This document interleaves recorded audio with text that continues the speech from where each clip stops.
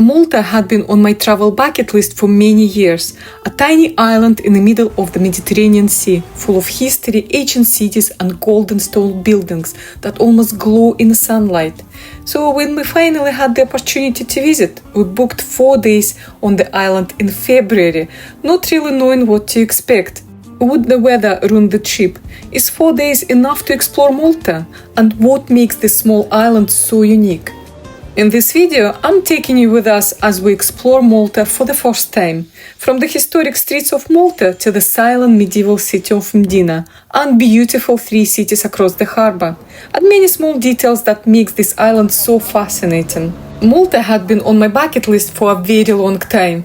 For years I had seen photos of its golden cities, narrow streets and beautiful Mediterranean harbours, but somehow the opportunity to visit never appeared, until now.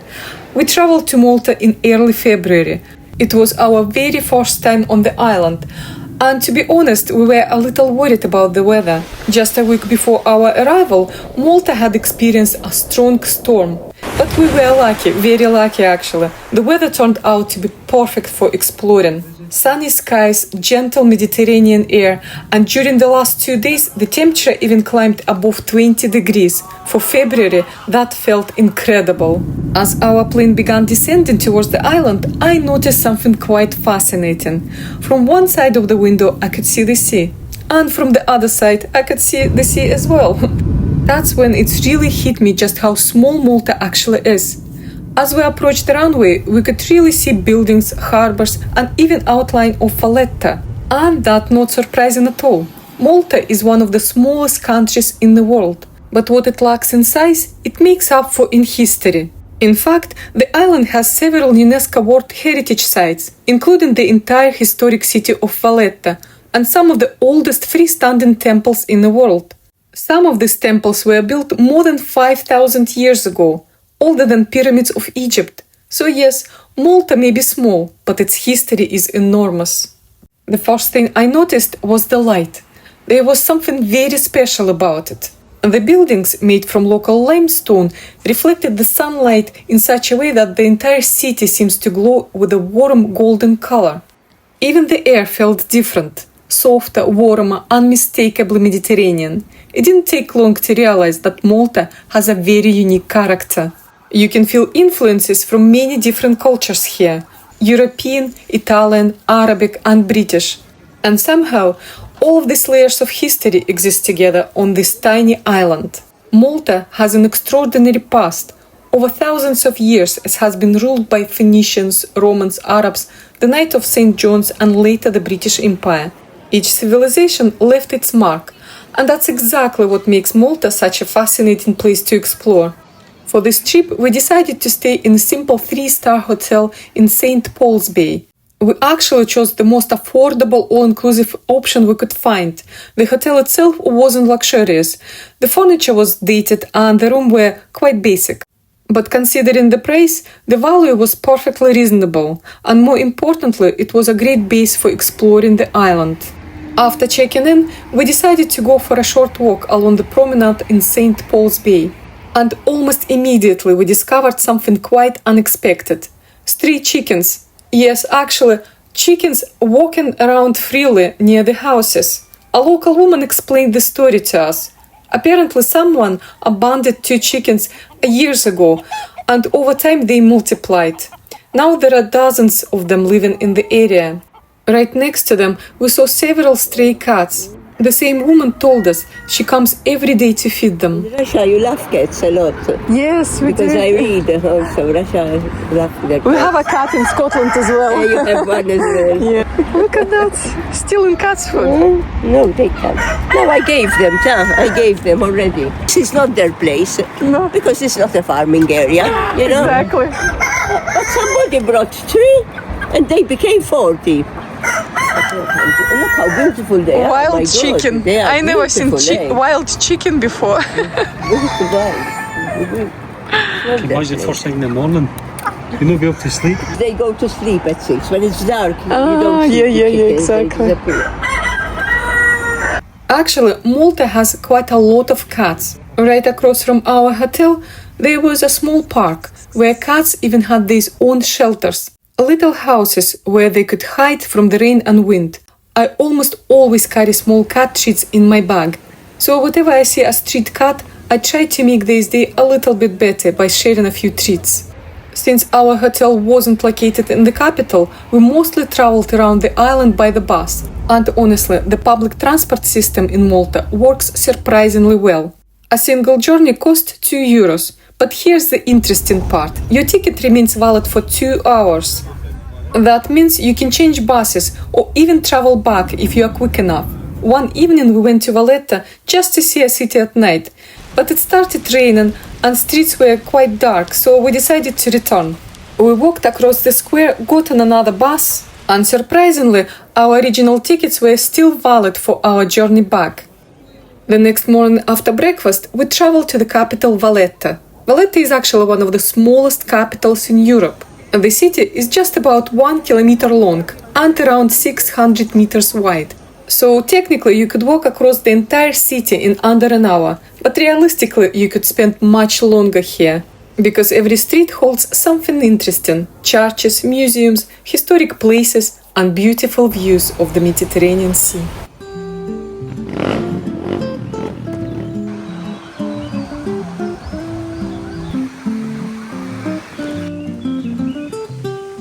One of the first places we visited was Abu Baraka Gardens. From here you get one of the most spectacular views of Grand Harbour. But many visitors come here for another reason. Every day cannons are fired from the nearby saluting battery. The tradition dates back centuries, when the cannons were used to signal the time to ships in the harbour.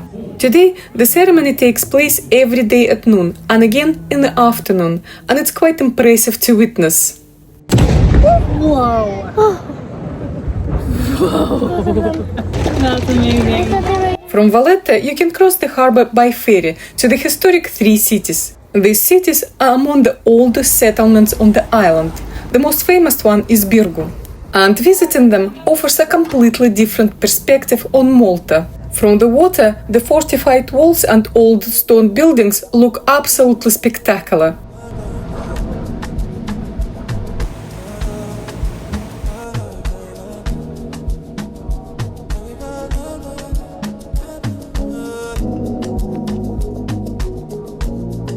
Birgu quickly became one of my favorite places on the island. It feels calmer than Valletta, less crowded, more peaceful. Walking through its streets, surrounded by the century-old stone buildings, you can almost feel the history around you. The marina is filled with beautiful yachts, and atmosphere is simply wonderful.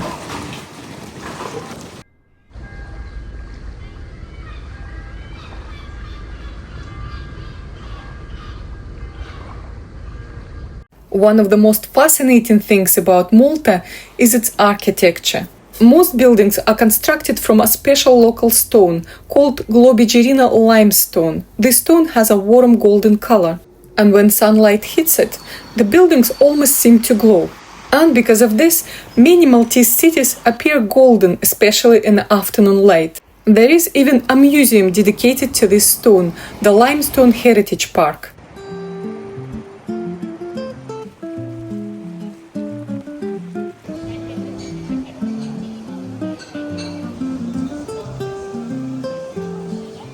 Another beautiful feature of Maltese architecture is the balconies.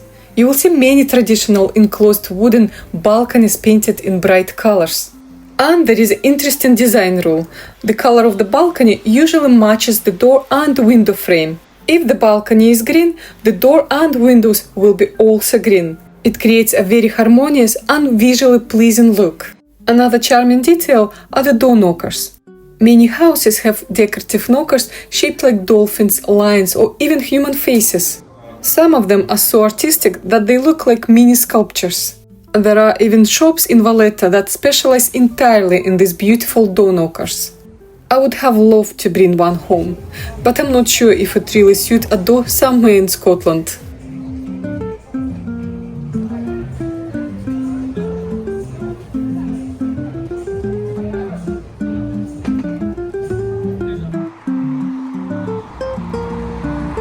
Of course, one symbol you see everywhere on the island is the Maltese cross. This symbol dates back to the Knights of St. John, who ruled Malta for centuries. The cross has 8 points, representing the 8 virtues of the knights. Over time, it became one of the national symbols of Malta. And today you can see it everywhere, on buildings, monuments, souvenirs, and official emblems. As we were walking along the seafront, I noticed was that many of the cars were covered in a thin layer of sand. But then I noticed something else. On the front window of every car, there was a small disc showing that the road tax has been paid. And it immediately reminded me of the UK. Years ago, drivers in the UK also had to display a tax disc on the front window. But that system has now been replaced by the digital records. In Malta, however, they still use it, which felt quite nostalgic to see. Another place we absolutely loved visiting was Mdina. Mdina is often called the Silent City. Cars are mostly restricted inside its walls, which makes the atmosphere incredibly peaceful. Walking through the narrow streets feels like stepping back into the medieval ages. But what also makes Mdina special is its location.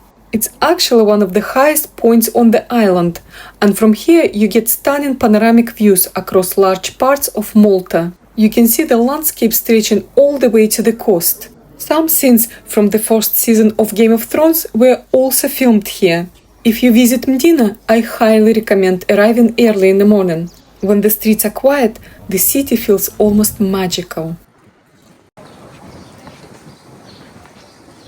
I also wanted to mention the museums, because this is something really worth considering if you are planning a trip to Valletta. There is a combined ticket available, which includes several major sites across the city. I'll leave a link in the description box below so you can check all the details. It's all available on the Malta Heritage website. The standard ticket costs €30, and what's really convenient is that it stays valid for 30 days. So you don't have to rush, you can spread your visits across several days and visit as many times as you wish. That's exactly what we did. We used the ticket to visit several of these places. One of the highlights for me was the National Museum of Archaeology, where you can see one of the Malta's most famous artifacts, a rare Neolithic clay figure known as a sleeping lady, which is over 5,000 years old. We also visited Fort St. Elmo National War Museum, and I found it incredibly interesting. It really helps you understand the history of Malta, how this small island has been fought over for centuries, passing from one empire to another. And a few words about Maltese cuisine. Well, because we stayed in all-inclusive hotel, we usually had breakfast and dinner there. During the day, we sometimes stopped in small cafes. One of my favorite Maltese snacks is called pastizi. It's a flaky pastry filled with ricotta cheese, peas or chicken. Simple but incredibly delicious. And they're also very affordable.